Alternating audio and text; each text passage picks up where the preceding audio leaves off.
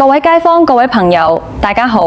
歡迎大家再次返嚟我哋嘅頻道。今日呢條片，我係懷住一個非常之嚴肅，但又好想幫到大家嘅心情去拍嘅。如果你屋企有長者，或者你自己本身都差唔多步入退休年齡，我強烈建議你一定要由頭到尾，一字不漏咁睇晒呢段影片，仲要share 俾你身邊所有嘅親戚朋友。特別係啲長輩群組，點解？因為今日我哋要講嘅主題，分分鐘會影響到你或者你屋企人嘅下半生，甚至可能會惹上官非。冇錯，就係大家睇封面同標題都見到嗰幾個大字：壓長者生活津貼。大家都知時間過得好快，依家已經係2026年啦。隨住社會高齡化，香港政府喺安老福利方面其實都不斷有做調整。喺我哋2026年最新嘅政策底下，長者生活津貼，即係大家平時俗稱嘅長生津，金額已經加到去每個月4345蚊。呢個數目聽落好似唔係咩天文數字，但對於一個已經退咗休、無固定收入嘅老人家嚟講，每個月有4000幾蚊袋落袋，兩公婆加埋就成8600幾蚊，絕對係維持基本生活尊嚴，去飲下茶、買下蟹嘅救命草。但係政府派錢從來都唔係盲目咁派嘅，要攞呢筆長生津，首先你必須要年滿65歲，其次就係要過到資產同入息審查。今年2026年，單身人士嘅長生津資產上限係415000蚊，而夫婦就係63萬蚊。呢個資產上限對於喺香港打滾咗大半生嘅老人家嚟講，其實真係一個好尷尬嘅數字。你話佢少咩？又有幾十萬。你話佢多咩？喺香港地，分分鐘一場大病或者幫仔女搞個婚禮就已經冇咗。所以好多啱啱過咗65歲或者準備申請長生津嘅老人家，一睇到自己銀行戶口多過呢個數，就會開始心喐喐，周圍問朋友、問街坊，甚至上網睇啲所謂嘅教學，諗計點樣可以將啲資產變走，等自己可以合資格去申請。喺度我必須要好嚴厲咁同大家講，有啲所謂嘅財務安排，其實踩緊法律界線，甚至根本就係犯法。今日我就為大家整理咗3個申請長生津絕對不認做嘅財務安排，我會好詳細咁同大家拆解點解呢啲做法係錯，政府又係點樣查得出，同埋萬一真係被當局查到，到底會有咩嚴重後果。大家記住，我哋呢條片係冇細標題嘅，因為所有內容都係環環相扣，你漏咗聽邊忽都隨時會出事。第一件絕對唔可以做嘅事，亦都係最多老人家會犯嘅錯誤，就係胡亂將名下嘅資產轉移俾仔女，甚至利用仔女嘅戶口做一個秘密夾萬。呢個情況真係非常之普遍。好多老人家辛辛苦苦儲咗幾十萬，甚至過百萬棺材本，一到咗65歲，想攞每個月4000幾蚊嘅長生津，就會諗：哎呀，我啲錢擺喺自己名下，咪過額咯。不如我將啲錢全部轉晒去我個仔或者個女個銀行戶口度啦，當係送俾佢哋，又或者叫佢哋幫我暫時保管住。咁我個戶口咪乾乾淨淨，咩錢都冇咯，咪可以理直氣壯咁去社會福利署填表申請咯。各位老友記，如果你有呢個想法，或者你曾經咁樣做過，你依家真係要聽清楚啦。社會福利署對於資產轉移係有非常嚴格嘅指引同審查機制。首先，如果你將筆錢轉俾仔女，而呢筆錢實際上仍然係由你控制，即係話你隨時可以叫個仔攞返出嚟俾你用，或者呢筆錢根本就係你嘅，只係掛名喺仔女戶口，咁喺法律上呢筆錢依然屬於你嘅資產。當你喺申請表上簽名，聲明自己資產冇超標嗰一刻，你已經干犯咗虛假聲明或者欺詐罪。有人可能會話：咁我個仔唔出聲，我唔出聲，政府點會知啊？大家千祈唔好低估社會福利署嘅調查能力。喺2026年嘅今日，政府部門之間嘅數據互通已經比以前強大好多。當你提交申請嗰陣，社署會要求你提供過去幾個月甚至1年嘅銀行月結單。如果審批主任一睇，發現你喺申請前幾個月突然之間有一筆大額款項轉走咗，例如無啦啦轉咗30萬去第2個戶口，佢哋一定會追問到底。佢哋會要求你解釋呢筆錢去咗邊，有咩用途。如果到時你答：我輸晒馬會啦，我跌咗啦，我借咗俾個好耐無見嘅朋友啦，你估社署班有經驗嘅調查員會唔會信？如果佢哋覺得有可疑，佢哋絕對有權利要求你提供更多證明，甚至轉介俾警方作進一步刑事調查。警方係可以向法庭申請手令，查閱你仔女嘅銀行戶口記錄，一對比個資金流向，真相就水落石出。仲有一個更加殘酷嘅現實，就係防人之心不可無。就算係親生仔女都係咁話。我哋聽過太多真實案例，老人家為咗呃長生津，將畢生積蓄過晒落仔女個名度，點知個仔攞咗筆錢之後去炒股輸晒，或者個女結咗婚，將筆錢同老公買樓，最後反口唔認數，老人家連棺材本都冇埋，為咗每個月4000幾蚊津貼，因小失大，搞到萬境淒涼，值得咩？仲有啲情況係聯名戶口。好多老人家以為同仔女開聯名戶口，入面嘅錢就一人一半，或者以為係仔女入錢就唔關自己事。錯啦！根據社署規定，聯名戶口內嘅存款，除非有充分嘅書面證明，筆錢全數屬於另一方，否則通常會被視為聯名戶口持有人平均擁有，或者全數計算。如果你隱瞞呢啲聯名戶口，一樣係等同瞞報資產，所以千萬唔好自作聰明，以為將錢搬來搬去就可以瞞天過海。緊接住，我哋嚟講第二個絕對唔可以做嘅財務安排。呢個可以話係近年來最多人中招，亦都係風險最高嘅一個盲點，就係刻意隱瞞內地或者海外物業。香港人中意買磚頭保值，呢個係眾所周知嘅事。早10幾20年前，好多香港人趁住內地樓價仲未起飛，喺中山、珠海、東莞甚至深圳買咗啲樓仔或者退休屋，又或者有啲人喺英國、加拿大有物業。到咗佢哋65歲，返到香港想申請長生津嗰陣，佢哋往往會有一種僥倖心態。香港政府啲電腦點會連到去內地或者外國台？我喺大陸有層樓收租，香港社署肯定查唔到啦。於是乎，佢哋喺填寫資產申報表嗰陣，就只係填報香港嘅資產，對內地或者海外嘅磚頭隻字不提。如果你喺2026年仲有呢種大香港主義，以為香港以外嘅嘢政府就管唔到嘅心態，咁你就真係大錯特錯啦！各位觀眾，時代唔同啦，隨住大灣區融合，內地同香港政府部門之間嘅溝通同合作已經去到一個前所未有嘅緊密程度。你以為社署真係盲計？其實社會福利署有一個專門嘅調查組，佢哋有各種合法嘅途徑去核實申請人喺香港以外嘅資產。首先最直接嘅方法就係抽查，社署每年都會進行大量嘅隨機抽查，甚至會有針對性嘅深入調查。如果社署懷疑你有內地物業，佢哋可以透過既定機制向內地相關部門查詢你嘅不動產登記記錄。喺依家內地嘅不動產登記系統全面聯網之下，只要輸入你嘅回鄉證號碼或者內地身份證號碼，你喺全國邊個省市有幾多層樓，幾秒鐘就清清楚楚顯示出嚟，完全無所遁形。另外，你每個月返大陸收租嗰啲租金收入，如果你經銀行匯返香港，或者你成日過關返內地，呢啲生活軌跡都可能成為調查嘅線索。仲有，大家唔好忘記一個好可怕嘅因素，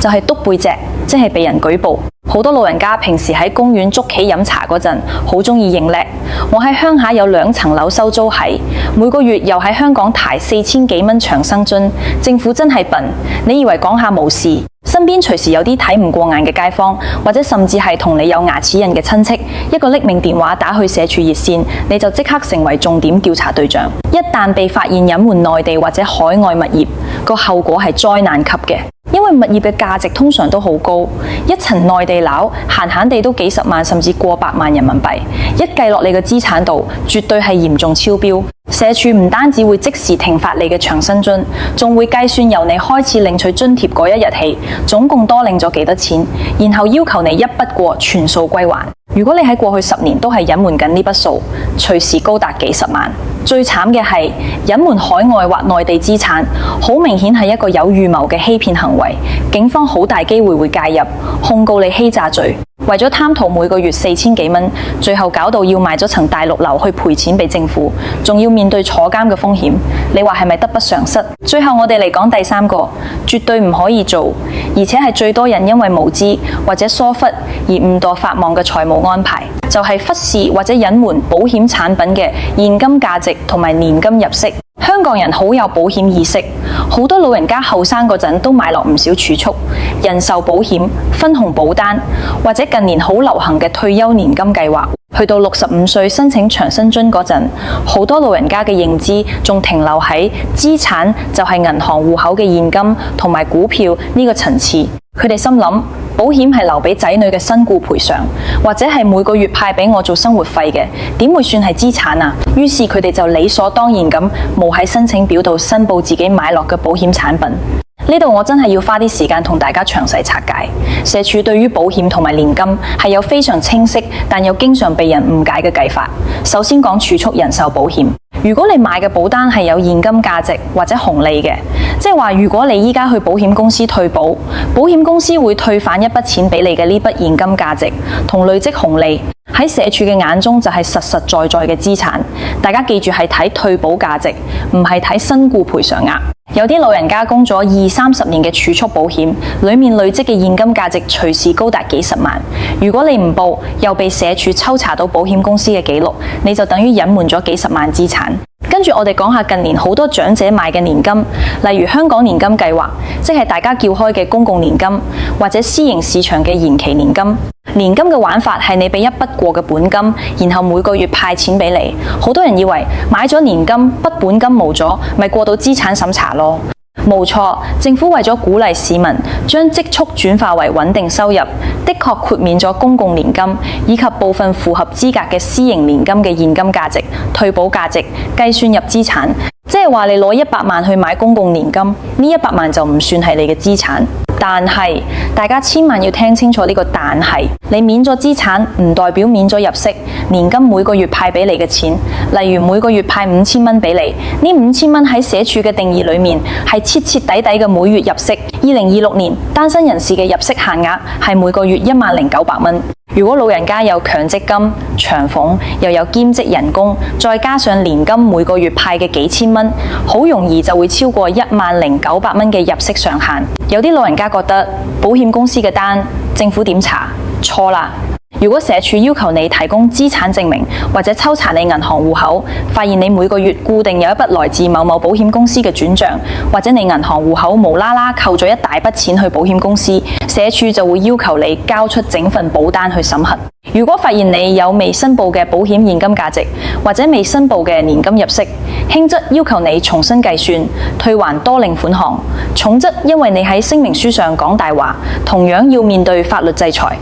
所以處理保險產品絕對唔可以靠估，或者自己覺得唔算係唔清楚嘅，一定要攞份保單去問社署職員或者專業社工，千祈唔好隱瞞。好啦，我哋詳細拆解咗3個絕對不應做嘅財務安排。第一係胡亂轉移資產俾仔女當無事；第二係刻意隱瞞內地或海外物業；第三係忽視保險單嘅現金價值同埋年金入息。依家我要同大家深入探討一下，到底做咗呢啲不應做嘅行為會有咩實質可怕嘅後果。我希望用最真實嘅情況去敲醒嗰啲仲抱住僥倖心態嘅朋友。當社會福利署透過數據對比、抽查或者接獲舉報，發現你嘅資產或者入息超標，而你之前一直係聲稱自己冇超標嘅，第一時間社署會即刻凍結你嘅長生津發放。即係話你下個月開始就無過4000幾蚊收，呢個只係噩夢嘅開始。跟住社署會向你發出一封信，信裏面會詳細列明佢哋查到你喺邊段期間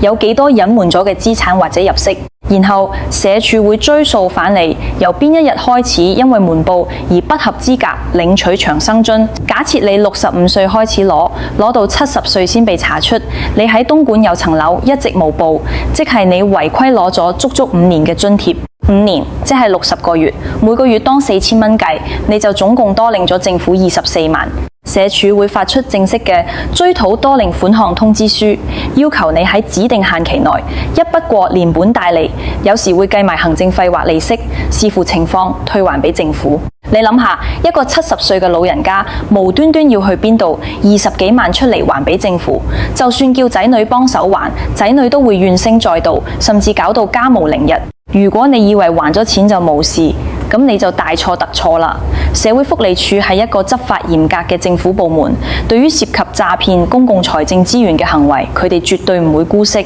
根據過往無數嘅法庭新聞同實際案例，如果社署認為申請人係蓄意隱瞞，而唔係單純嘅計錯數或者無心之失，社署係會將個案轉交俾香港警務處進行刑事調查。警方接手之後，會以違反香港法例第210章盜竊罪條例裏面嘅欺詐罪，或者以欺騙手段取得財產罪，對你作出拘捕同起訴。呢啲罪名絕對唔係講小學雞罰抄咁簡單，係實實在在嘅刑事罪行。一經法庭定罪，最高刑罰可以被判監禁14年。你冇聽錯，係最高14年。雖然對於老人家，法官可能會考慮到年紀大、身體狀況、無案底等求情因素，未必會判到最高刑罰。但係為咗幾千蚊津貼而搞到要上法庭犯人欄，留有刑事案底，甚至真係要坐幾個月監，呢個心理壓迫同名譽掃地，對於一個辛苦大半生、本來應該安享晚年嘅老人家嚟講，簡直係毀滅性嘅打擊。我睇過有啲新聞，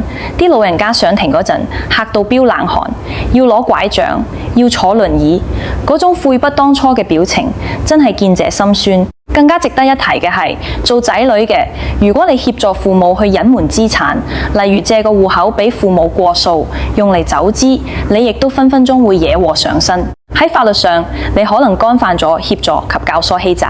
又或者如果你處理呢啲涉及犯罪得益嘅款項，仲可能會觸犯更嚴重嘅洗黑錢罪名。所以大家千祈唔好以為幫父母慳錢，攞盡政府着數就係孝順。真正嘅孝順係應該幫父母把關，提醒佢哋遵守法律，唔好為咗嗰少少蠅頭小利而擔驚受怕，晚節不保。講到呢度，我相信大家已經深深明白，政府不長生津雖然吸引，但係一定要行正途去申請。如果你真係辛苦了一世，名下有啲積蓄，有層樓收租，其實你應該感到慶幸，因為你已經有能力去應付自己嘅退休生活，唔需要依賴政府嘅社會保障網。社會保障嘅原意係將有限嘅公帑用喺真正山窮水盡、三餐不繼嘅貧苦長者身上。我哋應該將資源留俾真正有需要嘅人。如果你嘅資產真係只係超標少少，又想合法合規咁去管理財富，其實政府同坊間都有好多合法嘅理財方案。例如我頭先提到嘅公共年金，只要你將超標嘅現金買入符合資格嘅年金計劃，不現金就可以唔計入資產。雖然每個月派嘅年金會計入息，但只要你嘅總入息冇超過10,900蚊，你依然可以光明正大、合法地領取長生津，又可以每個月有多筆年金入息，雙管齊下，令退休生活更加豐裕。又或者，如果你係有自住物業但無現金嘅長者，可以考慮政府嘅安老按揭計劃，即係逆按揭，將層樓按俾銀行每個月攞生活費，而逆按揭攞到嘅每月款項，喺申請長生津時係可以豁免計算為入息嘅。呢啲全部都係合法、陽光底下可以做嘅財務安排。大家與其挖空心思去諗點樣呃政府、點樣轉移資產，不如好好利用政府提供嘅合法理財工具，重新規劃自己嘅退休藍圖。各位朋友，今日呢條片真係好長，但我可以保證，裡面每一句都係肺腑之言。2026年嘅香港，政策同法例都已經好完善，資訊科技亦都非常發達，根本唔存在可以輕易瞞天過海嘅空間。我拍呢條片唔係為咗嚇大家，而係真係唔想再見到有老人家因為一時糊塗或者聽信身邊啲所謂聰明人嘅讒言，而導致臨老過唔到世，搞到要傾家蕩產賠錢，甚至踎監。如果你屋企嘅父母、4大長老準備過65歲生日，又或者佢哋依家已經領取緊長生津，但你懷疑佢哋嘅財務安排有踩界嘅風險，請你一定要盡快同佢哋坐低，好好地傾下。如果發現已經有申報漏咗嘅資產，最好嘅方法就係主動向社會福利署申報同澄清。通常主動自首、補交資料並退還款項，社署同警方嘅處理都會相對寬大。千萬唔好抱住隻眼開隻眼閉，拖得就拖嘅心態。好啦，今日嘅長篇口播稿就同大家分享到呢度。呢條片嘅資訊量非常之大，希望大家可以慢慢消化。如果你覺得今日嘅內容真係幫到你釐清咗好多關於長者生活津貼嘅謬誤，同埋學識咗點樣避開財務地雷，我懇請你幫我做3件事。第一，幫呢條片俾個大大的 like， 讚好，等 YouTube 嘅演算法可以將呢條片推薦俾更多有需要嘅香港人睇到。第二，訂閱我哋嘅頻道，並打開旁邊嘅小鈴鐺。我哋日後會繼續為大家拆解更多同香港民生、福利、理財息息相關嘅重要資訊。第三，亦都係最重要嘅一件事，就係將呢條片嘅連結即刻 share 去你屋企嘅 WhatsApp 家族群組，或者分享俾身邊準備退休嘅朋友。你嘅一個分享動作，可能就成功挽救咗一個家庭免受牢獄之災。大家對長生津嘅申請仲有咩疑問，或者你身邊有冇聽過一啲因為隱瞞資產而終服嘅真實故事？